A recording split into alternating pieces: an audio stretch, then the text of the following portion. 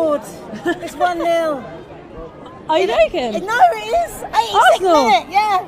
Did you hear that? Okay, that's great. My phone's in my pocket. Oh, sorry. Well, I'm sorry, but... I see your earring as well. Yeah, no, I couldn't leave it at home with the boys. 86th minute, you're 1-0 up. Oh, God. Okay. Did you see my face then? Yes, That's the best news I've had all day. And that was our captain, Leah Williamson, giving her immediate reaction to learning that Arsenal have beaten Manchester City. And if you've been living under a rock, then I'll just remind you that Arsenal have just snapped a very disgusting winless streak against Manchester City yesterday by beating them by 1-0. And Arsenal had not beaten Manchester City since 2015. You know what I was doing in 2015? I was a flight attendant. I was a flight attendant. I was not even doing this. It was a long, long, long time ago. And so we're going to get into all of the juicy details of the win and all the themes and narratives surrounding Arsenal, kind of a little bit of the title race and all that kind of stuff. So, and like I said, like yesterday during the player ratings, because this was such a big result, I want to make this available to everybody. So usually these shows are just available on Patreon. This show is going to be available to everybody. So this will be on YouTube for you guys to like, comment on it. And the second half rewatch will be on Patreon. But I just want to give you guys a taste of the type of content that we have on Patreon, just in case you want to join. But if not, enjoy the show. I want to say welcome to my guest for the show, which is Femi. You guys know Femi from, what did we do before? Do you remember? What was it? It was the recap to the Brentford game, and then we were going into another game directly after that. So kind of the recap after that. So we'll call it a tweener. It was like a tweener. It was like in between two games or something, and we chit chatted. And the reception that you got on the channel was so good. It was exactly what I knew it would be, because the channel loves differences of opinions, but people that can articulate those with facts, and they say their opinion with conviction. We like that here. We want people that are not going to just flip-flop based on what's popular. You say exactly how you feel, and people absolutely love that. So you guys, Femi is back on the channel. Everybody, welcome Femi back. And to get started, I think what we need to discuss first and foremost is what this means. What does this win and snapping this winless streak versus Manchester City, what does that mean to you in the context of like Arsenal and how we've progressed, the project? What does it mean to you? Another milestone. I think every step of the process, I feel like there's always been a specific mental hurdle I felt like we've had to climb over. I remember first it was just winning some sort of silverware with the tools we had. We did that. It was like, all right, cool. But we're not winning meaningful trophies. So, okay, cool. Fair game. We went through, I remember the first time we beat Liverpool, it was like, okay, we mentally got over that hump. And I feel like City, especially, it was a year ago. It was like that January game where I felt like we were so close of like, okay, we're here. And when we lost, I feel like as a fan base, we were all kind of like, not yet, but we see the signs.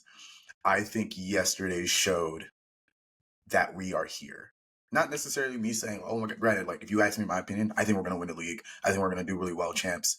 But if you take all of my bias away, I feel like it showed people that we are here. Like it's not a joke. Even with the injuries that we have, because we do have injuries, like people forget. Even without Bukayo Saka, even without Timber, as much as I love him to death, we were able to not only nullify City, but be able to play with control, play with 90 minutes of passion, and keep a clean sheet at home, which apparently is like, for some reason, is significantly harder than playing away. So just all together, it just lets me know that the message to the team is control is greater than symbol everything. Just control, control. And if you can control the game, magic can happen because you have control. So that's what I take from it. Yeah, no, I agree. I think that it just shows that the team is maturing, I think, because the funny thing about this game is that there were a lot of people, especially rivals, talking about how boring it was. Even some Arsenal fans were complaining about the lack of chances that we created. And I just find that to be a little bit strange, because if you've been paying attention to Arsenal or football in general for the last, I don't know, ever, you will know that most games against the top teams end up being a lot more boring than other games, because if they're both on it, they tend to cancel each other out. And it's usually decided by either a big decision by the referee or one moment. One moment for one side not to capitalize and one moment for the other team to capitalize. And it's very close. Like, it reminded me quite a bit of, it wasn't as physical of a game as this, but it reminded me of games like back in like early 2000s when Arsenal used to play against Manchester United. And they were usually decided by one goal, maybe one goal, referee very much so involved, and it was never the prettiest or most exciting game in terms of the football. But that's what happens when you have two teams playing against each other that are very evenly matched. And so I think it just showed maturity in that we were more concerned about getting the result than showing that we can play good football. We showed that last season. Like, we know that if Arsenal get the space, we're going to play the best football in the league. We're that type of team. But I think we're in a season now of getting results when they really matter in pressurized scenarios. And this game was all about, like you said, control, maturity, just getting the 3 points, no matter what it took. And that's a big thing for me, because to me, like, that's how you win the big trophies. You keep them out, you nullify them, and you try to nick it. That's it. You're pragmatic, you're smart, the tactics are on point, you get your substitutions right. And so for me, that was a step forward in this team maturing. That's what this meant to me, personally. Didn't really care if, we made a million passes and we did the perfect one-touch goal. I don't care that it deflected. It doesn't matter. The 3 points is all that matters. The amount of times I saw people say the deflection, I don't care. When Rodri scored that fluke of a goal that ended up like that heartbreaking, I didn't hear anything about luck. I didn't even remind you, there's just so many things about like the tears that people have when we win games. Yeah. And it's like, it makes me happier. I won't lie. I love when people have tears about the way we win, because at the end of the day, I can just reply, cry, which is my favorite response. Cry. Like, I don't care.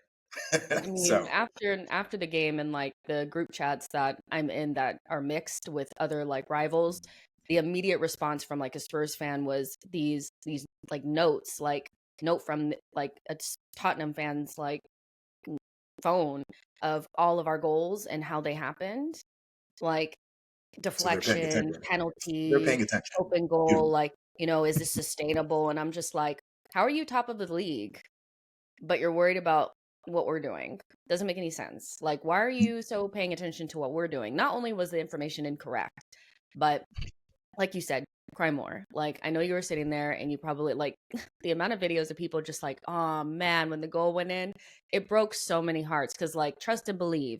And I know this because I'm this way. I'd much rather Man City win than my rivals.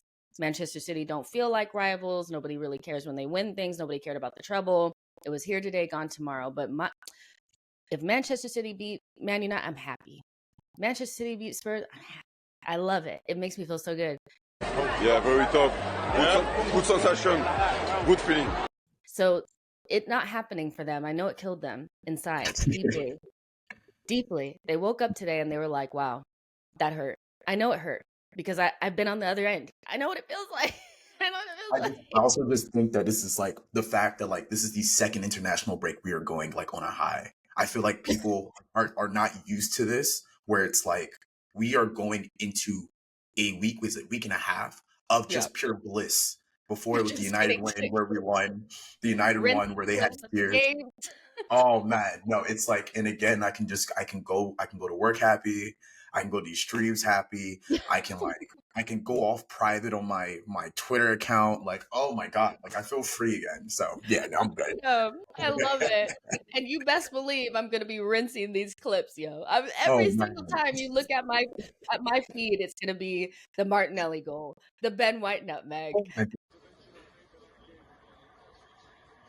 the Oh, Saliba knocking Haaland over. And Haaland is herring up ahead of him. Saliba got across and blocked him off. Everything. rinse, oh. rinse, rinse. My favorite clip, easily, is, well, it's not even a clip, it's 4 pictures of City on the transition, and there's like 2 or 3 bodies, and first 2, like the first 3, and then the 4th, you see like a blur that comes and tackles the ball, and it's just Declan Rice, like it's like came from nowhere, and it's like, eventually, if we do talk about it, I just want people to understand why. Like when people do like, oh, you know, Rice can't make these like line breaking passes, and it's like, we understand rules of like, this is what we've needed for years. Whatever you guys want to do with your defensive midfielder, that's not my business. But what we bought him for, oh no, he does it so flawlessly. And it makes me so happy. I'm telling you.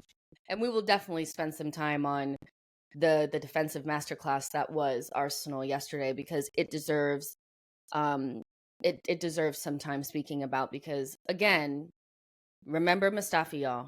Remember Socrates. Okay? Like, we were in hell, so we need to talk about it. But let's get into the mess. We're gonna start with the lineup, because we love a meltdown.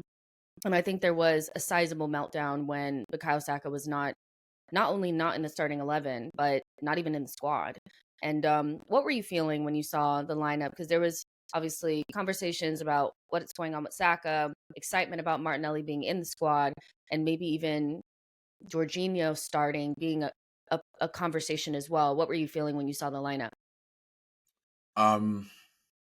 Mixed emotions. First, disappointment with Arteta. Everyone knows me. I'm a big Arteta fan. I love him. Disappointed because 3 years in, I feel the one thing that he hasn't really got down packed is protecting his star player, which is Bukayo Saka. I think he's very, he treats him differently, which I agree you should, but there comes like a balance, especially in terms of like availability for specific matches. And if we had not won this game, I knew that would have been a talking point, and rightly so.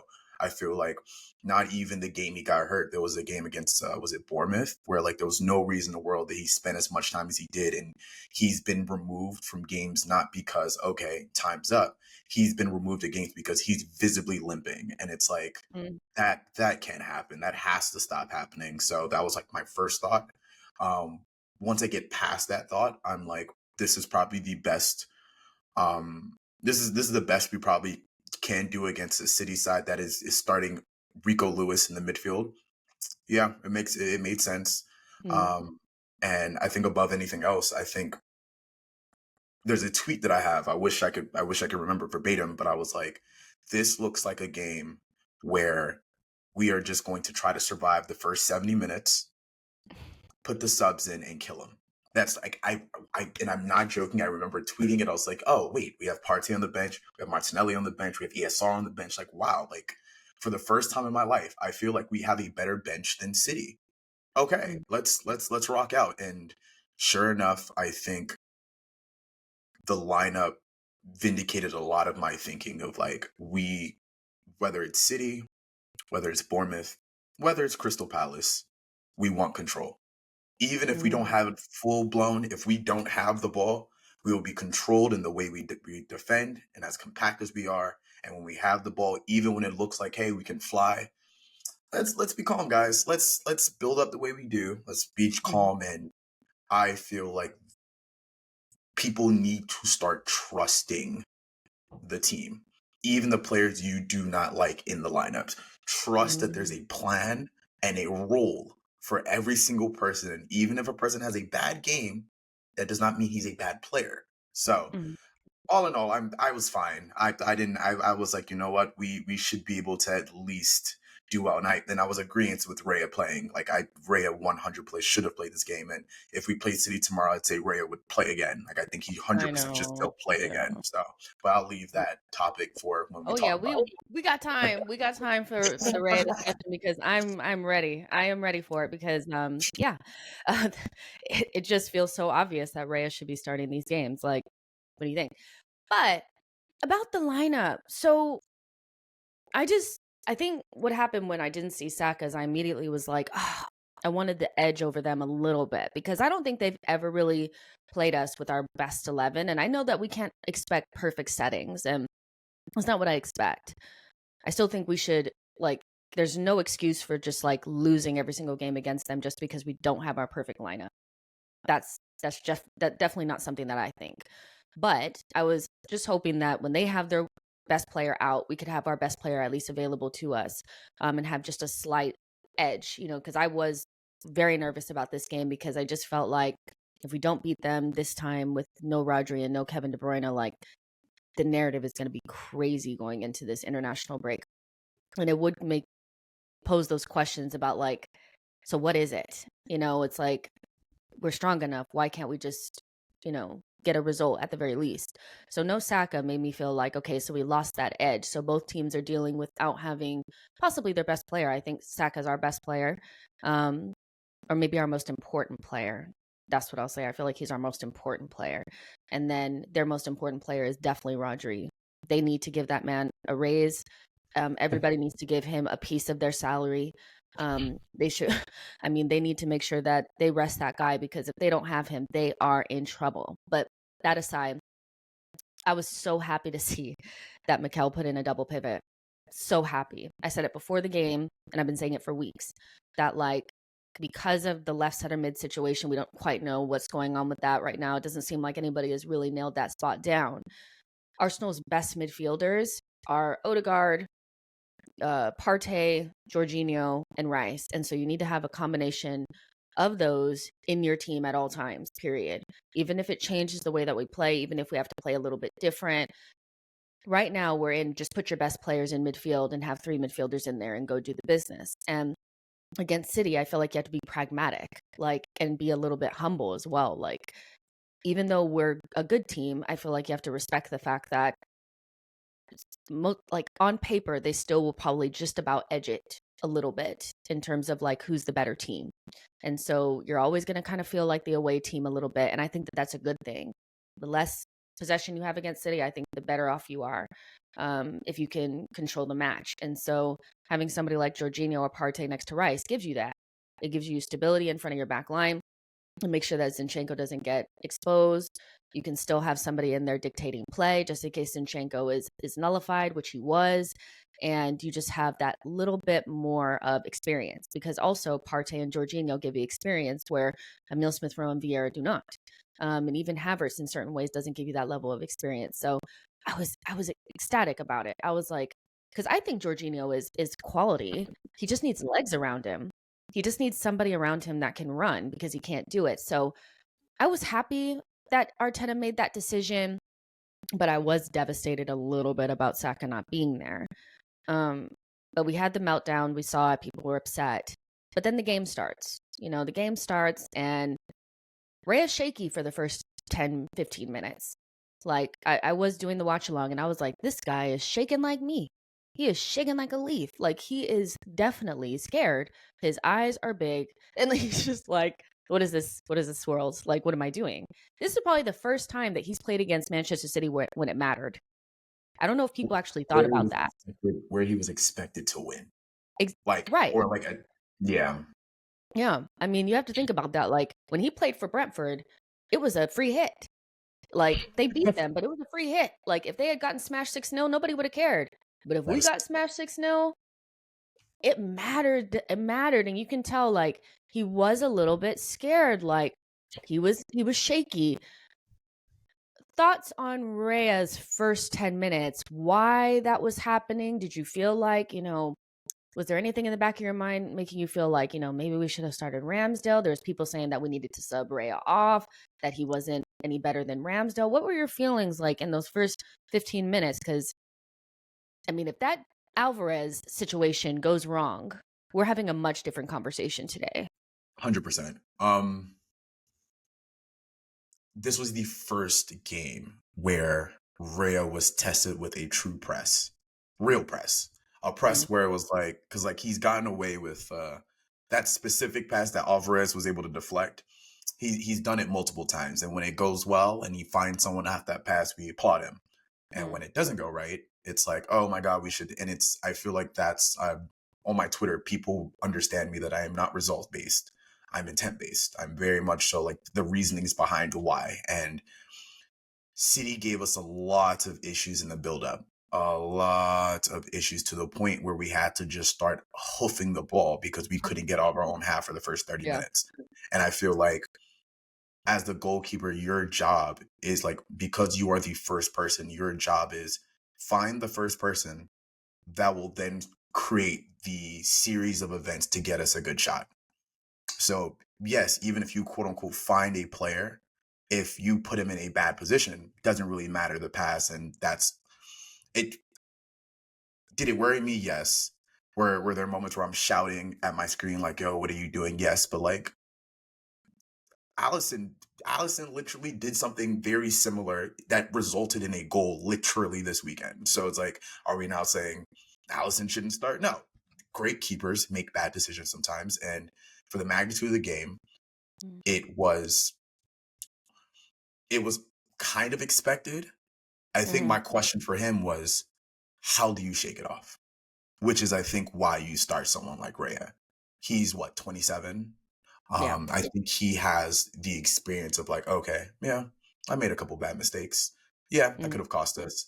But we have a full game remaining, and not to jump the gun, but that second half performance, if we sit down and actually dissect it, he was one of the main players that kept us in the game. Not just with the passing, but the high claims for some of the long passes he was able to get to Jesus, being that wide target man on the right-hand side. I don't know. I'm a very big, if you learn, if do the things that you are comfortable with and be strong in the convictions of why you're doing them, and I'm perfectly fine. So again, that 20 minutes, he grew into the game and was one of the key factors in the reason we won. So I'm cool. I mean, I'm trying to understand. So here's my thing is, I don't know what people expect. Manchester City are one of the best pressing teams in the league. Other teams get to be good, right? Like other teams get to, have a tactic against you and try to stop you. Manchester City, one of the best pressing teams in the league, one of the best off the ball teams in the league. And also Spurs were very good at pressing. And so the idea that they're not going to be able to figure that out and create a little bit of chaos around our, ability to pass out of the back was a little naive. Like, let's be serious. Like, they're going to try to press the hell out of a goalkeeper that's trying to play out of the back. Okay, that's what happens. Now, I do think he was shaky, and I was like, okay, you need to shake this off quick, fast, because we cannot concede like this. And I thought in the second half, he was great. I think a lot of people took those first 20 minutes and really ran with it and forget that there was a whole 70 minutes after that where he was really good. And so, I'm looking at the performance as like a whole. And Mikel Arteta said this of David Raya's performance against Manchester City. He said, I think he was excellent. He can misplace one or two passes. I demand him to stop the ball when he needs to get clarity, to get understanding, to provoke the opponent. Overall, the way that he controlled the box, his aerials, how dominant he was, how he played, how high he played, I thought he was excellent. I love players. Y'all listen right now. Listen. Clean your ears out. Listen to this. I love players with big courage, and David certainly has that. I love players with big courage, and David certainly has that. Okay, so I pulled something that has always stuck with me since the season where we did not get top four, because it was the moment that I started to question Aaron Ramsdale, not his talent, but his bravery, and if he was going to be brave enough to play for a team like Arsenal. After we lost to Newcastle 2-0, And virtually that was the end of our top 4 hopes in that season. Xhaka said this after this game. He said, "We came here to show a different game, but from the first minute until the 90th minute, we didn't deserve to be on the pitch today. I can't explain to you, we didn't do what the game plan was, not listening to the coaches, doing our things. And then when we do our things, this game happened, what happened. It was a disaster performance, and like this, you don't deserve to play Champions League. You don't deserve to even play Europa League. It's very hard to take at the moment. I don't know why we are not doing what the coach is asking of us." This is what Granit Xhaka said after this game. Now, if you just think about that game and how it went, Newcastle were pressing us. We were backs against the wall. And Aaron Ramsdale, every single time we tried to play from the back, decided to hoof the ball long. And then they started coming at us. Now, think about the Brentford game. Just this season in the Carabao Cup. He was good backs against the wall. That's where he's at his best. When teams are on him, that's when he's at his best. But Mikel Arteta even said after that game that he was disappointed in the second half because we didn't control the game and we started to just go long and we lost control. Are people not putting the puzzle pieces together? Aaron Ramsdale's not doing what the manager is asking him to do. So Raya will continue to play even if he makes mistakes while doing what the manager is asking him to do. Being a goalkeeper for Arsenal requires bravery. You have to continuously play out of the back, be versatile with the way that you play from the back, and be brave even when you're being pressed, even when you make a mistake. So the idea that Raya should be dropped or he's not a good goalkeeper because he makes a mistake here and there, doing what the manager wants him to do, is just totally ignoring the point. We're going to play from the back, so we're going to make mistakes doing it, period. But if you don't even try, Mikel's not having it. This is not the first player that he's dropped or, replaced because they were not brave. It's not the first time. I've seen this before. So know your manager and listen. He's telling you exactly why Ramsdale's not playing, and he is justified in that decision. We won the game. Clean sheet. I don't know how people are still making this argument for I get that we love Ramsdale. I think that's what it is, emotionally attached to him. But the reality is he's not doing what the manager is asking him to do. And he's become very tame and weird with his passing, where as soon as he's pressed even a little bit, even when he's not under pressure, he's hoofing it long. That's not what the manager wants.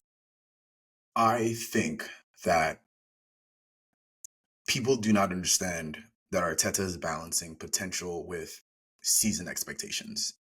I feel like there is a very interesting balance that we have to do because of the fact that we have chosen to build around young players, but we are Arsenal Football Club, which is a very weird seesaw of okay, I care about the future, but I want to win now. Aaron Ramsdale is 3 years younger and 2 inches taller than Raya. Mm-hmm. Even if he doesn't start today, Ramsdale, if he puts his head down and looks at Raya more as almost as kind of this is an internship and I'm learning okay, this is actually what I should be doing versus what I'm doing now. I feel like he has the potential to be one of the best goalkeepers Arsenal's ever had. He has the potential. He has the time to sit there. There's the stat that out of all the positions, goalkeeper is where you peak the latest. And we have someone that has had 2 years experience with our team, has understood the magnitude of playing for Arsenal, and now has the liberty to be able to sit for maybe a year or two and really dig into his development and become one of the best goalkeepers while Arsenal is continually getting better each year. So I feel like it's very easy for people to think of the now and think of oh yeah, he's not playing right now, he's not good, just get him out of here, versus Ramsdale's good, Raya's better, but Ramsdale has the potential to be better than Raya now if he puts the work in. And that's how I look at it. So potential versus expectations. And it's one of those things where I feel like people, when I've said that I think Raya's the better goalkeeper, which I I still feel that. Like, you guys, I'm not going to change my opinion on it. That I'm saying that Ramsdale is crap. That's not what I'm saying. I think he's young and very talented, and he has his whole career ahead of him. But the idea that he's like perfect at this stage in his career, like, let's be real. Like you said, goalkeepers peak late. So he still needs some work, I think, mostly on the mental side of the game, of doing what the manager is asking to do, even when things get difficult. He's a very good shot stopper. We know he can play with the ball at his feet because we've seen it, but he's inconsistent. And so Arsenal brought in somebody that, I mean, immediately threatens his position because he's somebody that has worked with the goalkeeper coach before. We wanted him before we wanted Ramsdale. He's older and more experienced. But I just think that this is something that Aaron needs to, use as motivation. And then when he plays in the Carabao Cup, when he plays in the FA Cup, whatever it may be, comes in for Raya, maybe if something happens to Raya or whatever, he just takes advantage of those situations. Because at this stage, I feel like we are making the right decision. But I'm also not convinced that means that it's over for Ramsdale. Like, that's not how I feel about it. I think Ray is the kind of the number one right now in certain competitions, but it's still on the line there. I still think it's on the line. It's in the balance, and it's a difficult one because I love Ramsdale. I love Ramsdale, but like, we gotta win. We gotta win games. We need to get clean sheets at home. So that's what happens. But moving on to like kind of another big part of the first half, because I think the first half was mostly just Raya trying to settle into the game, Arsenal being a little bit like trying to figure out how to create chances, and we struggled. And also this big moment with Kovacic where he should have been sent off. He doesn't see red for a tackle that we see a lot of players get reds for. The first one against Odegaard. And it's kind of like studs, reckless, high, all the ingredients for a red card. He's given a yellow. They act like it's fine. It's reviewed, but they just wave it away. They went back to the clear and obvious, but that hasn't been the case over the last couple of weeks. And then he, like minutes later, he puts in another tackle, almost identical, on Declan Rice. And Michael Oliver doesn't do anything about it. Why wasn't he sent off? I am very confused about this still, because if I'm going to say the thing, if that's Granit Xhaka, he's off. In fact, a couple of years ago, Granit Xhaka puts in an identical tackle to the one that Kovacic did both times, and is immediately sent off by the referee in the early stages of a game against Manchester City away from home at the Etihad. I remember it because I was like, wow, it couldn't have been any worse. The defense that we put out there, the way that the game started, and Granit Xhaka getting sent off, because nobody cares when we're playing a big game against a big team and we put in a tackle like that. They don't care about the spectacle. They don't care about keeping 11 men on, 22 men on the pitch. They don't care. They are so quick to give us a red. But why wasn't Kovacic sent off? Arteta has finally clocked that if you're going to be the Arsenal manager, you have to be better than the refs. I don't know why. I don't maybe this is a little before my time. Maybe Wenger has really did something where it's like, okay, we just do not care. But this is not a first game thing. This is not a first season thing. This is not something that's been an issue for the last 5 years. This has been an Arsenal issue where I had a tweet where it's like, why are refs so reluctant to give cards to other teams? Bukayo Saka specifically, one of the biggest reasons that he's hurt is because he's not protected by the referee. There would be multiple tackles where you'll look at and you're like, at least a yellow, nothing. Play on. Some tackles, ref apparently didn't see it, even though he's right next to him. And I've just gotten to a point of just acceptance where it was like the first one, when even to the point where the VAR was like, hey, you should come look at this. And I don't know if he said, nah, I'm good. He said, nah, I saw it. I'm fine. And then the second one, instead of just going again to just look at it, he's like, no, there's no way. There's no way. And I'm like, you know what? We're going to, by Wednesday, we're not going to think about it anymore. It's going to be fine because we won the same way we've done this all this season and a lot of games last season, the season before that. The only reason they're not as big as talking points as they were before was because they were costing us games. That's the difference. It was costing us games. Now it's like, nah, we're still gonna win, but it's really annoying. And I don't know. Like you even mentioning the Xhaka tackle, I'm even going to push back and completely disagree with you. It was significantly less. I don't even think there was contact. He jumped over him and fell, and they said red. Hey, wait. you guys speak Xhaka. I'll take it. For him to say nothing, just a warning for the second tackle, after he was warned 3 minutes before and did the same thing. Oh yeah, no. I was like, yeah, no, at least it's obvious. At least now everyone sees like we're not just crying for things. This is like there's no reason he should have stayed on. No reason. I'm getting mad again, and I don't want to be mad on this pod. I'm so mad. No, and I'm so I mad. I hear you. I think that, I've always been somebody that tries not to focus heavily on refereeing decisions because I do think that the incompetency tends to even itself out. I think we benefit from incompetency as well sometimes.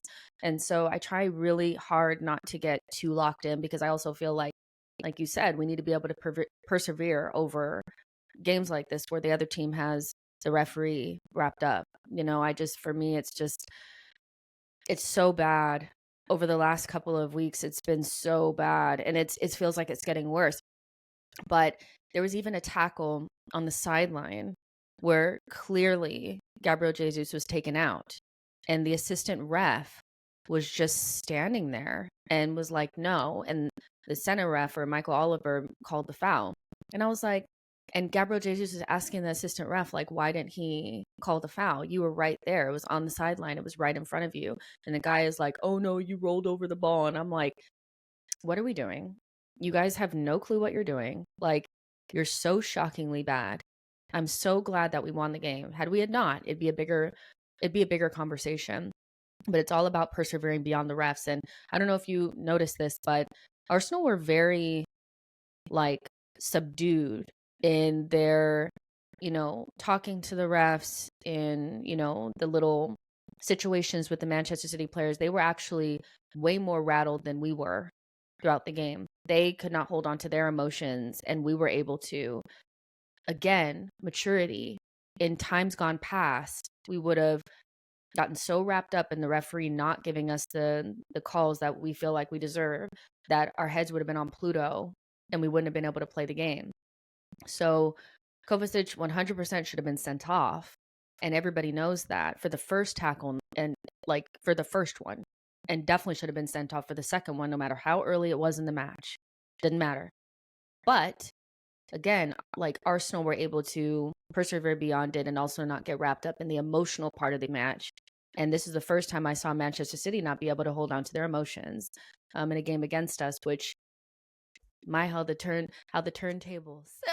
I loved it. I was like, it's not us this time that's losing our heads. It's them. They look absolutely insane right now. Didn't realize you were the Office fan. Do you remember the red they gave Gabriel that City game?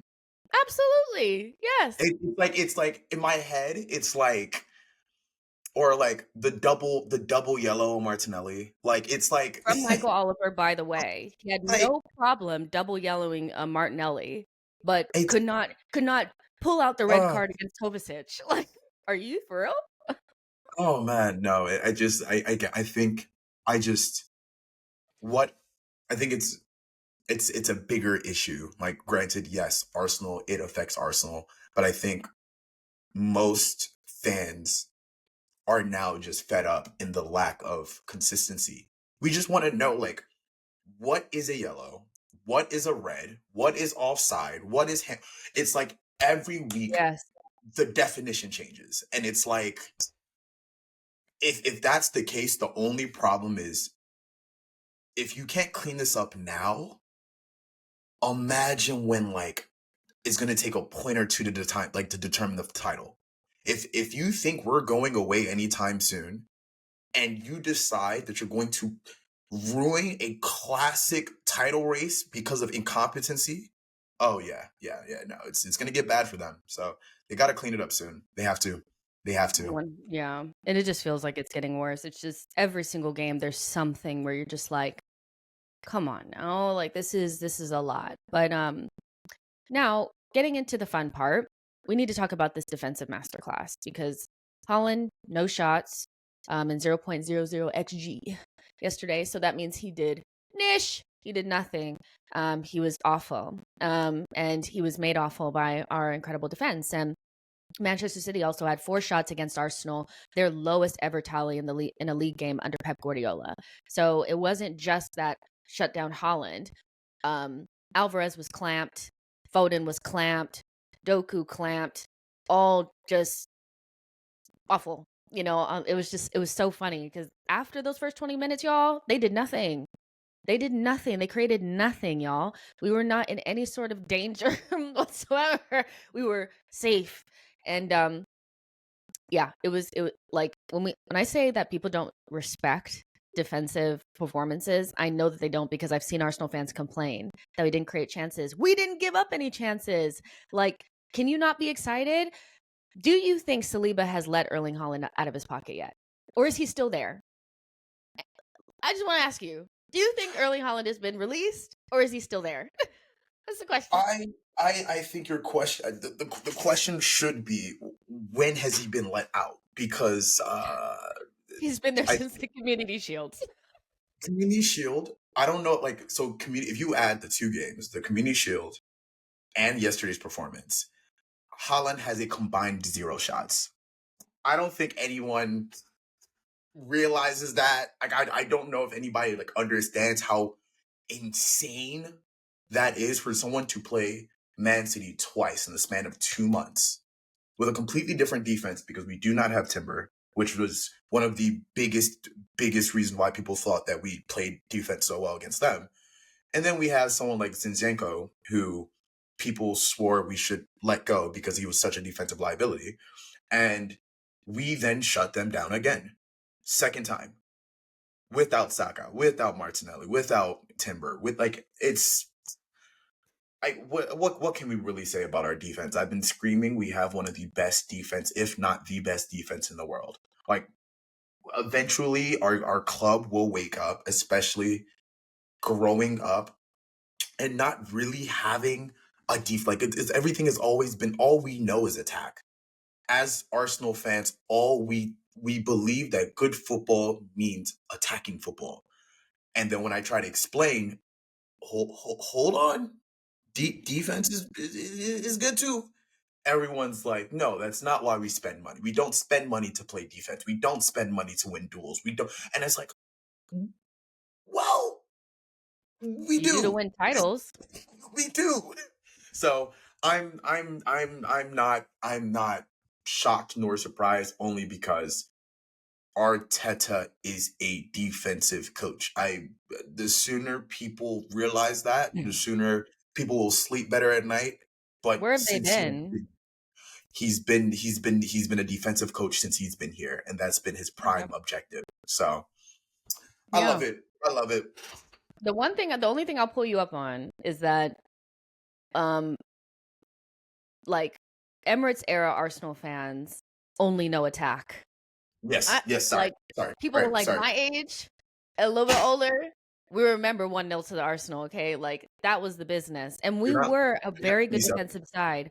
But I do understand that the aspect of, like, if we're not creating a bunch of chances and scoring a lot of goals, instantly as an Arsenal fan, you feel very uncomfortable because that is our safe space over the last, like, 15 years. Like, and even we scored less. I feel like we scored less in the early 2000s, but we kept more clean sheets. We were better defensively. Then we started scoring loads of goals, but against the better teams, we would get slapped. You know, we'd give up silly goals. We had no DM, no defenders, like no real defenders. So for me, this is this is what I want to see from Arsenal. Like, I don't think people actually get it that you don't have to score 3 or 4 goals a game if you're not giving up 2 every single match. And that, for me, that's just, we don't have to. Like, I get that statistically, when you look at it, our XG doesn't look that great. And our chances created don't look that great. But when you look at expected points, we're right is where we should be, where other teams are like really overperforming their expected points, which lets you know that when you start looking at the average between goals that they should have conceded and goals that they should have scored, it's not looking as good. Where our defense is actually what kind of gives us our like validity and justifies us being where we are, because we're not giving up that many goals or opportunities. That's the key. You can create less chances and nick a goal and score 2 or even 1 as long as you're keeping clean sheets. And so if you don't look at it from a holistic standpoint and you're only looking at, well, we're not scoring 3 or 4 goals a game, you're lost. You're lost. It needs to click. I'm not saying it doesn't need to get better, but I'm saying we're not giving up enough. We're not giving up so many chances where we need to be worried about that right now. Like, we're defensively this season, we look good. Like, statistically, if we don't have a bozo moment, we don't chuck it into the back of our own net, we are very difficult to score against. I think James, he put up a stat that I think Everton, Bournemouth, and Forest had like a collective 2 touches in our box. 2, y'all. 2. Do you get how insane that is? That is insane. So when you do that, you only got to score 2 goals. It's fine. It doesn't matter. We need to be more clinical. I get that. But like, y'all, we were in hell. Steht. So, sieht natürlich genau. Du hast den Blick gesehen. Was ist mit dem Abwehrspieler? Kurz. We were in hell. How can you not be excited? Okay, Saliba, Gabriel, Declan Rice. What am I watching? What am I watching? This is cinema. What am I watching? This is amazing. Talk to me a little bit about why Saliba and Gabriel and Declan Rice, how they have transformed us from a team that had a soft underbelly and was easy to score against to a team that defensively is so solid. What are their qualities that make them so hard to beat? What is it about them? Frame mixed with athleticism, mixed with the understanding of the game. Like, I feel like, oh man, when I want to say lucked out, like, it's just like, it's like everything kind of just fell together for us. Like, to have the frame that they have, but to be as technically gifted as specifically Saliba. Like, Saliba should not be as good on the ball as he is for his frame. Mm-hmm. To have the pace that they have, to have the defensive like mindset of like, I know when to slide, I know when to cover, I know when to. It's mixed together, and then when you put a world-class midfield defender in front of them, who is, it just then allows the rest of the team to just play freely, and we are bombing more players forward, and we're not giving up much back. I feel like that should be the testament of where we are right now, because of those 3. And then let's say, hypothetically speaking, we're having little issues in the back. Let's throw Tommy Asu back. Yeah, let's put Ben White on the right. Let's put Tommy. Now we have 4 center backs in addition to Declan Rice. We are so defensively sound on all fronts that like I couldn't. And then on top of that, their age is not even like, oh yeah, they're reaching the peak of their, like, they're like in the ages of the 23 to 26 range. Like, it's how did we get here? How did we get here? It's like, how are people not excited about this? For me, I guess because like I've been very partial to like defensive midfielders like my whole life. Like, the whole reason why like I love Arsenal so much. He wasn't necessarily a DM because back then there was just 2 midfielders who played in a 4-4-2. But Vieira was like, I'd never seen anybody like that in my life. I was like, excuse me? You're 6'4". You're beating everybody's behind. You're like, you love a yellow. You love a bad tackle. You like good tackles. You score goals. You go box to box. You're the business. I love you. And for us not to have a DM for so long, it was painful. But seeing those three with also like Ben White mixed in there, you can add Thomas Partey in there. You can add Tommy in there. We are just a different animal when it comes to defense now. And like I said, as long as we don't chuck it in our own net, we are so hard to break down. The blocks, the off the ball, like in our shape, which is something that's been there since Arteta has started. Like you said, the shape, it's always been there, always. And like now it's almost like perfected. It's art, y'all. It's art. Get excited. I need people to be more excited about defense. I need it. Because when I'm seeing people crying about the chances created, I'm like, but did you see the blocks, the tackles? Did you see Declan? Alvarez, Haaland, Silva, Doku couldn't create against us. Like, I feel like people say we need to go out and get world-class players, and then we show them, like, okay, here's the greatest team you think that can be assembled, bar KDB. But you believe that, like, if like the criticism to Arteta is like when your best players go down, you should be able to recreate what you do. Okay. The person that you believe does it better than Arteta, let's see him do it. And he couldn't do it. So it's like, sometimes, again, like I say it all the time, I feel like people's expectations on what we should do sometimes, it's very not realistic. It's just not realistic at all. Because it's like, I watched a team who, if we asked how many world-class players played yesterday, the answer would range between 3 to 7. And they created less than 1 XG for an entire game. In a game where they had the ball 51% of the time while we had 49. Mind you, we gave them the ball majority of the time. We said, yo, they pressed us. They wanted the ball in the 60 to 70% range, and they could only get it for 51% of the time. So if people think that we should have created more shots with Eddie and Nketiah playing, then how much more were your expectations for Haaland and Silva and Doku and all of those players? What is your expectations for them? And if you think that they had an off game, why do you think they had an off game? Defense. And start enjoying it. I just don't understand. Like, it's my favorite part of the game. It's my favorite part of the game. Like, I can't show me a compilation of tackles and I am sitting there with my popcorn like, you know what, this is it. It's like I'm watching like goal line clearance. I don't know if people remember that. Goal line clearance, yes. That's it for me. That's what I like. But so now, like, okay, we're 0-0 and we're getting to about Martinelli comes in at halftime and completely changes the tempo and the temperature of the game. I think we all can say that. Like, the moment that he came on, and Trossard, it was an injury to him. Like, he felt something in his hamstring, and Martinelli came on. And then we also had 3 more come on about the 70th minute. And it was funny because Pep brought in his big guns. He went for Stones, Doku, and Nunez.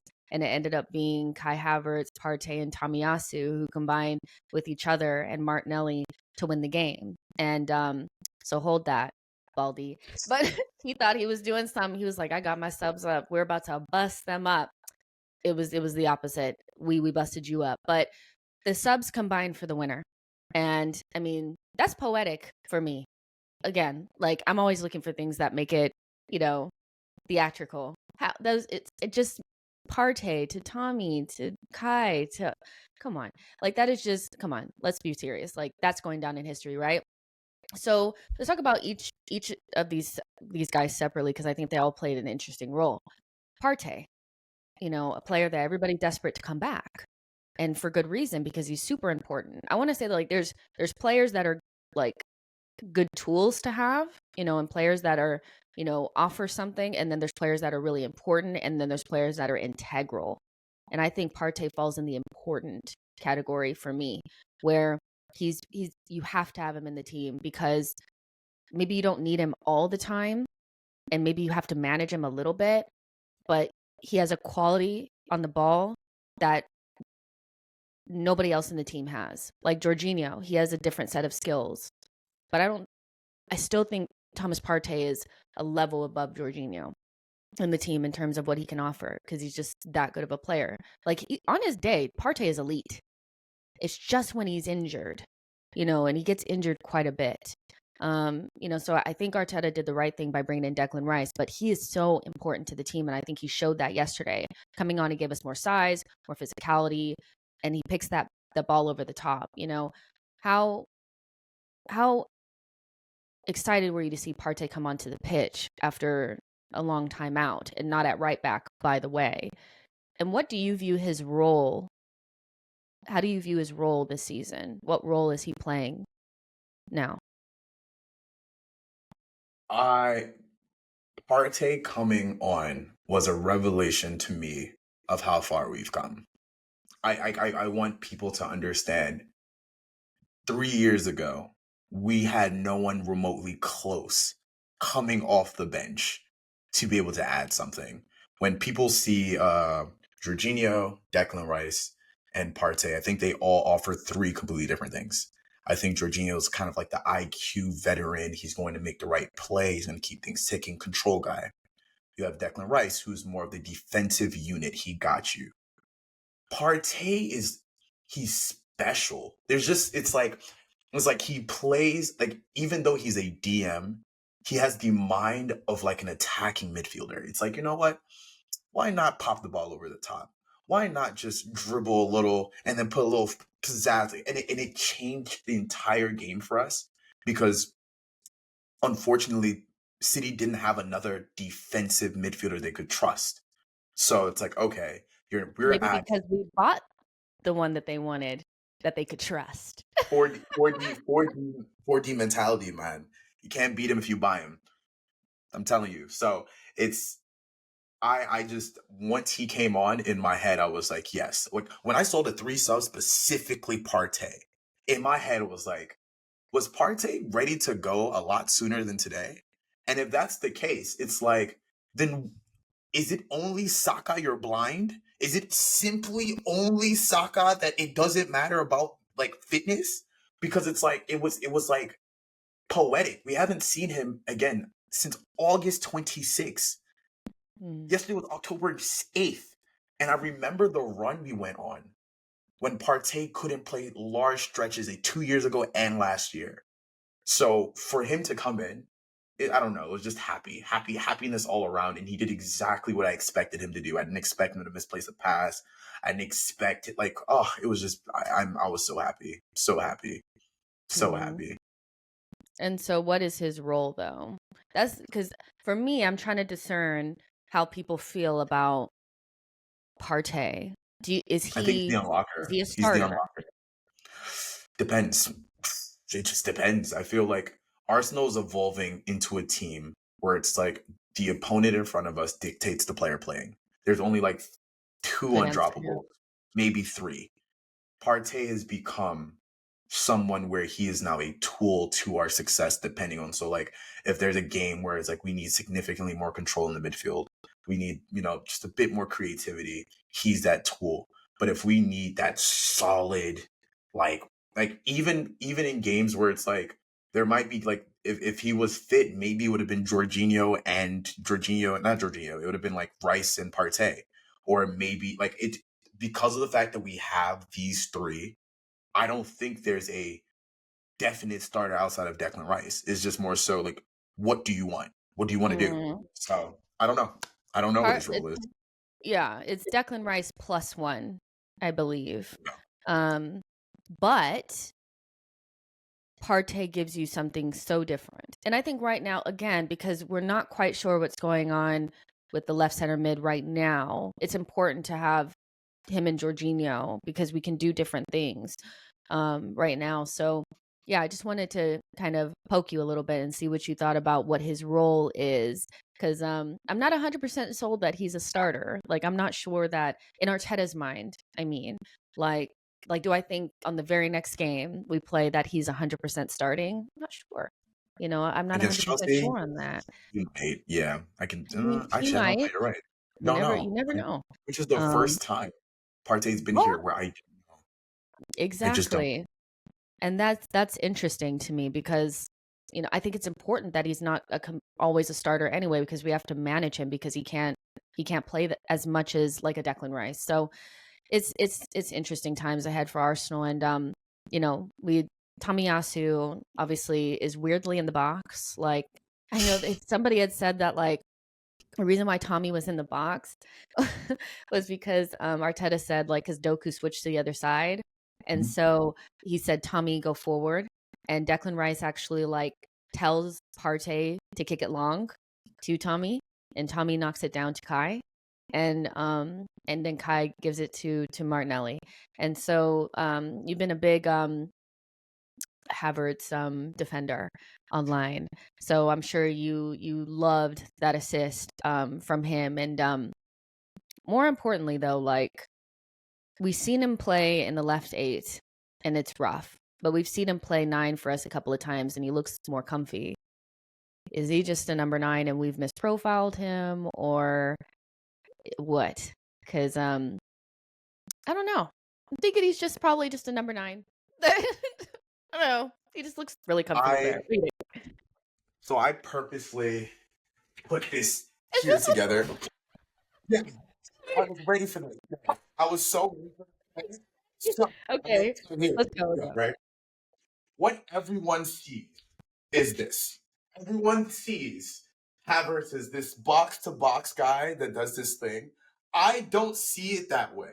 What I see is if you drop this, and let's see, blah, blah, blah, blah. Cool. I see Havertz sitting side by side with R9 and Zinchenko taking that LCM role, which then we shift and then we let Ben White does his little thing and then we push. So it's like, I keep telling people, I think he's just been playing the 9 this entire time. The same way, like, if you look at the way, like, Femi, you're capping. I swear. This is how I see it. I swear. And the reason why is I asked myself, what is Nketiah doing differently than Havertz right now? Like, if you watch the way Nketiah comes in deep, simple passing, roam forward, find space, is Kai Havertz doing anything differently? No. In fact, we want him to be, a lot of people want him to play midfielder more that way, which he is not. He does not play midfield. He doesn't look like he wants to play midfield that way. He wants to connect play and float in the box. That's what he wants to do. Will that work against someone like City? No. Which I'm so happy that Arteta has the intuition of knowing what you guys, as well as everyone else, know is if it became a midfield versus midfield battle, Kai Havertz is not your guy. He will not be that guy. He's not the LCM. And that is where I agree with a lot of people. If it becomes what the game was yesterday and what Declan Rice did versus Kai Havertz would have been eaten alive. Conceded. I'm not, but I feel like people have neglected the fact that more teams are respecting the hell out of us. So our build-up doesn't need that many players anymore, which then says, but then towards the end of last season, especially, was it the Brentford game where we drew and then did we lose to Everton? Yeah. It was like a stretch where we just lost against teams that just decided to sit down, just sit in a block. And we couldn't get anything inside, and we didn't have an aerial threat. We didn't have another option. And it was like, if we couldn't nick one, we were just going to lose in the counter. What were we going to do? And I feel like we spent 60 on a player that is a striker. And that's where I will concede. He is a striker. He is not a midfielder. But I see when he plays that LCM, I feel like Arteta is saying, no, we want 2 strikers. We want 2 people to be in the box. So when we do set up Martinelli and Saka on those one-on-ones, there's more than one person capable. In fact, there's like 3 now options that are capable. In worst case scenario, you now have Odegaard sitting on the box area for that shot as well. It's people think I cap, and I'm not. I swear to you, I'm not trying to cap. I'm not trying to. I just no. Like, I don't. I think you again. say your opinions with conviction. You have conviction behind it. So I know you actually believe it. So it's fine. But like, no, okay. Kai Havertz is not going to be, like you said, a midfielder for us in the way that like Declan Rice is. Like, it's just not going to happen. I think that early on when he first started playing in that left center mid position for us, I think he was actually doing a lot more of the things that he did yesterday, which was kind of like laying it off, creating chances, getting in the box. And as the season has kind of gone on a little bit, I haven't seen him as much in those positions as maybe I would like, but I think it's still yet to be seen what the Kai Havertz project is, what we're trying to do with him. I would love to see him maybe on the right-hand side at some point, because we know at Leverkusen he played over there on that side a little bit, and it feels like when he's over on that side, he's a little bit more comfortable. Maybe the angles feel a little bit more comfy to him. And also maybe with a different number 9 that he can run off of. That could just be Jesus, if we get Jesus going in central at some point. But yeah, I'm happy that he got the assist. That's all I can really say at this stage. Like, he just needs to get some GA, I think. Like, I think that's why they gave him the penalty, is because as much as, it's not all about GA, we know that a player is going to need a goal, an assist, or something to feel like he's moving in the right direction and get some confidence. So it was the perfect goal. Partey to Tommy to Kai, and then off to Martinelli, who again changed the game in the 45th minute when he came on. If there's any doubt in your mind of how integral he is to the team, you shouldn't have any questions after yesterday, because he just is a different animal. His mentality, it's his X factor, it's the fact that like he can cook players, he can come inside, he can go outside, he's direct. He creates chances. I think he's an underrated creative player for us. And with no Saka, you needed somebody else, and he was. I need to read this little bit that Mikel Arteta said about Martinelli, because I think it's important about the mentality of Gabriel Martinelli. Arteta said that he's been saying for a few weeks, I'm going to be there against City. Everyone was saying, Gabby, it will be too early for you. Yesterday, he said, boss, I told you I'm going to be ready for this. It happened that Leo, after 30 minutes, felt something in his hamstring. I turned around and Martinelli was already ready to go with his kit. Boss, I'm ready. It's a joy of a kid. His mentality is incredible at his age. It is a joy to have him. Today, he could change a game, and he was really helpful for us to win that game. There's just not, I don't know. Martinelli that is big player mentality there. He wants to be a part of a game that's going to be difficult, that is going to be against some of the best players in the world, and he wants to be ready for it and come out there and make a difference. And he helped us win the game. Is he our biggest big game player? What do you think about that? If I told you that I felt like Martinelli is our biggest big game player, would you agree or not? I agree. I had to think about it, so I don't like just saying things. But in terms of personality plus talent plus consistency, yeah, you would have to go to him. Only because I remember the stretch last season where it was almost as if it's like there were moments where he kind of like I feel like just sports in general, you always need that player that just kind of says, F it. That's him. I'm doing it. He says he got into the field, and it's crazy. Like literally his first touch, he was in that mindset of like, bring one player, bring two, bring three. Okay. Yeah. And I love that. I love that about him. So he's I remember in the run-in, he really was up for it. The performance against Liverpool at Anfield for me sealed it. I know that he missed that last pass, but anybody can do that. Like, it was his intention from minute one, and he's not afraid. And this is somebody that came from 4th tier, Brazil club for 6 million or something like that, came to London, learned the language. You hear him now, he has like a London accent mixed with a little bit of his Brazilian accent as well. And he's just the perfect combination of like youthful exuberance and fight, grit, skill, creativity. He has everything to be one of the best ever. I think he has such a high ceiling, and he just doesn't get anywhere near, I think, the credit that he deserves. 15 goals and 5 assists last season. Who's doing that at 21 years? Who? Not Matoma. I just Not Googled he's Matoma. 22. I forgot he's only 22. Oh Yeah, my goodness. he's only 22 years old. Like, and people crying and talking about so-and-so, talking about this. I don't want to hear it. Martinelli and Saka are the best wing duo, I think. Maybe on paper, you'll give it to Rodrigo and Vinny. I can see that argument. But for me, I'm watching two players that I'm like, we can keep them together. We're talking Ribery and Ian Robin things. That's what we're talking about here. Like, it's that serious. And Martinelli is just, to me, is just as good as Saka. He's just 1 year behind him in terms of the hype because he had 1 year out. That's it. It's the only difference between the two of them for me. That's it. I think they do the same thing different ways, which makes us so deadly. I feel like both of their goals is to try to break these low blocks as best as they can. Saka does it with IQ. Martinelli does it with everything else. That's all I say. Like literally, like everything else. Like Saka uses strength, Martinelli uses pace. Like it's like it's one of those kind of like pick your poison.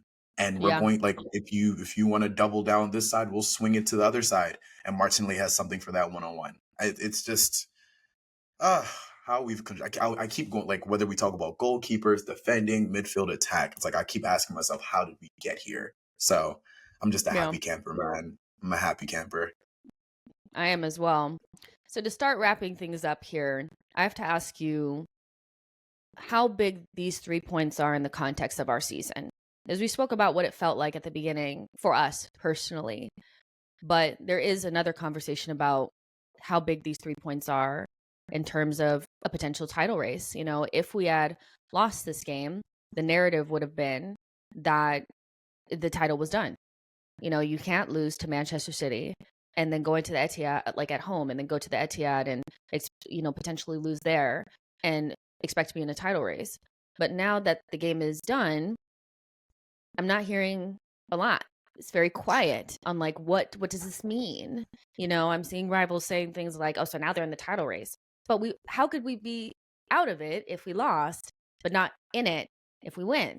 So is it just 3 points or is it bigger than that? Oh no, when you're a title contender, every 3 points matters. I know a lot of rival fans aren't used to that feeling where it's like, oh, you can drop points here or there, but like let's not forget we're the same fan base that had meltdowns on 2 draws. I don't know. We haven't lost a game in Prem this season. We have not lost a game in Prem this season. And I feel like this City game was the one game that everyone assumed we were going to lose. Worst case, just drop points. So with that, not only the mental side, but also in the side of at the end of the season, these points matter. I know people think they don't matter, but when we start, when it gets to that nitty gritty points of like who's going to be allowed to drop 2 points here, 1 point here, these points that we're accumulating now in the fashion we're doing it without the players that we have, because a lot of these other teams haven't lost some of their biggest players yet. The fact that we are doing this without these players, I think that not even that it says anything. I think it's just that it's massive. It's massive. It's massive. It's massive simply because if you think we look good now, wait till everyone's back. Just wait till everyone's back. So I think it's huge. So yeah, like it's definitely, I think, more than 3 points, or it's a very important 3 points in the context of Arsenal's goal, which I'm hoping and I'm thinking is the same as most fans, is we want to be in the title race. You can't ever get, like, you want to win the title, you want to be in a title race. All this, you got to win the Premier League or the Champions League or you're out. Pause. No. You want to be in the title race. Like, I think the teams are stronger this season. I think it's going to be more than just us in Manchester City. It's going to be a couple other teams probably involved in there as well. And so, of course, beating Manchester City at home is big 3 points, because now the pressure is not, obviously you still have to beat all the other teams home and away and not drop any points and beat your other rivals and all that kind of stuff. But if it were to come down to it and we have to play Manchester City, and like it's like we're not in a position where it's like a must win at the Etihad, which is a very difficult feat. You just have to not lose. And we saw for me at the like last season, I thought the title was done when we lost to them at home, because the mental shift that happened on that day for me was very obvious, because they knew that all they had to do was beat us at home at their place, and they knew we'd drop enough points where they could get in front of us. And so now that's out of the question. We still have to beat everybody else, fine, but I think it's massive in that context, where Manchester City are not going to be this bad for the whole entire season, though, by the way. Like, I know people are like, oh, no, they're not. They're going to get KDB back. Rodri's going to be back. It's fine. So we had to capitalize now. So it is important. I also think it's important not to get carried away as well, which I don't think the players will, because I think they're more mature now than they were last season. I think they understand that this is just the beginning, but they also knew that they needed to capitalize on yesterday as well. What are you going to say? I'll just say this very quick tidbit. If we had beaten Man City at home last season, we win the title. Like, and I'll explain that. We ended up the season with 84 points. They ended with 89, 5-point difference. That, just to show how significant that is a 6-point swing, and we lost the title by 5. So it's like, granted, different circumstances, people will play different and stuff like that, but I don't think people understand how big of a swing that is when we're not dropping 6 points and taking none to the direct rival that we're up against. So I think it's a lot bigger than people think, because the back and forth between us City is it's 12 points in total for every, like, I know people don't see it that way, but winning here also means they got no points, which then means they have to now work harder to find those points elsewhere, while we don't have to think about that much because we've now taken those 3 points from them. So I think it's so, like, it's because of the fact that this game is in October that people aren't really clocking the magnitude. But when we start accumulating points again and we start seeing the gap again, City won't be able to jump us again because those swings aren't there anymore. So yeah, no, I agree. I think the emotional and psychological side of football sometimes people don't see. And look at the way that they reacted to losing that game, where look at the reaction when they beat us. They knew that they had us at that moment. And I felt it as well. I was like, they have us now. They know. Like, Pep will tell them that this is a big step towards winning the title. And they need encouragement to feel like if they're behind that they can catch you. And we encourage them. This season, we didn't do that. And that's a good thing. That's a good step forward. The formula is still the same. You need to beat all the small teams home and away. You need to, against your top 4/top 6 rivals, you have to beat them at home and you cannot lose to them away. That's because now I feel like, against Tottenham, probably going to have to go to the toilet bowl and beat them. We can. I think we can. I didn't see anything that makes me think we can't beat them, So that's kind of where we're at. But I told you before the show that I wanted you to give your the biggest thing that you learned, or your biggest takeaway from yesterday's match, and then your biggest question after yesterday's match.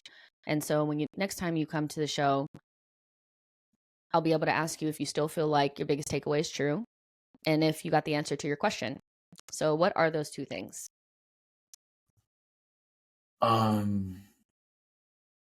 Biggest takeaway.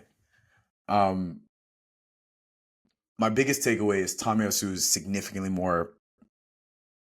He's so much more important than people realize than he is, and I feel like the more people see him as a utility player that can solve problems like every other person, I feel like you will see his minutes jolt up. And I guess my question is, where do we go with Bukayo Saka's load management? Where do we go from here? We escaped one this week, but will he learn?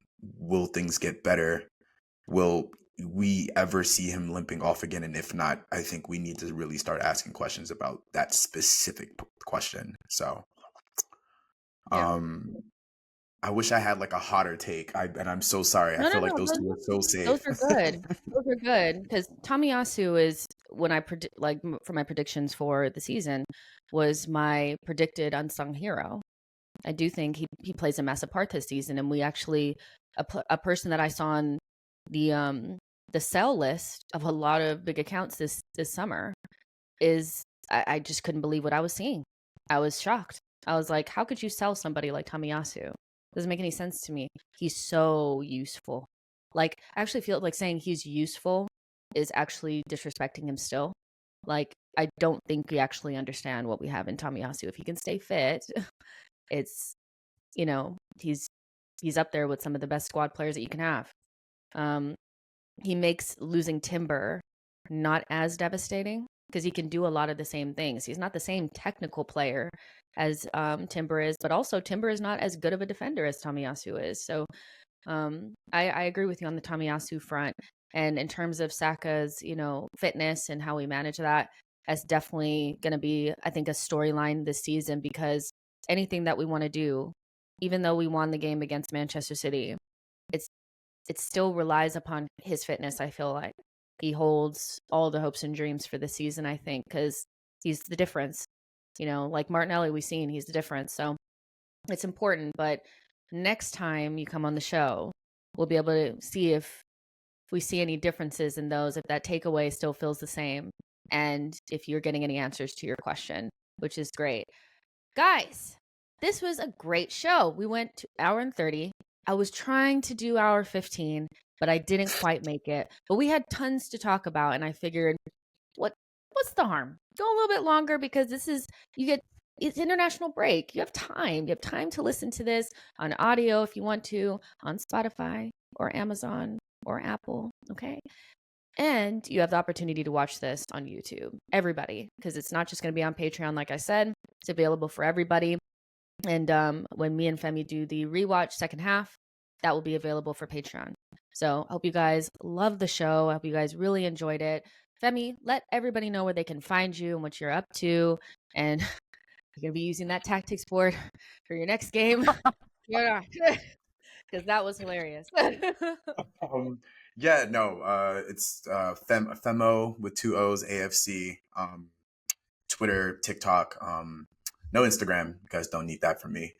But yeah, no, you will find me just tweeting about all my hottest takes and clapping back at everyone who feels like I know absolutely nothing about football because I'm American. So yeah, if you want to really catch my takes and what I think and don't think, including my crazy takes about Kai Havertz, FemooAFC, Femo, FemooAFC. Yeah, you guys, I'll have all of his information in the description, and all the clips will come out and all that. So tons of content. And yeah, I'm trying to think, what else did I have to tell you guys? During international breaks, still the daily streams and all that kind of stuff. And I'm working on guests so that we can try to figure out a way to get through it. Because we know international break is the most difficult time to make content, is we are reaching. Okay, any little tidbit, little random transfer rumor from Fashalis or whatever weird public outlet, I am on it because I'm desperate because there's nothing to talk about. But we will do the rewatch and we will see you guys on the next one. Hope you guys enjoyed it. Get in the comments and let us know what you thought. Like the video, and I'll see you guys in the next one. Bye, guys.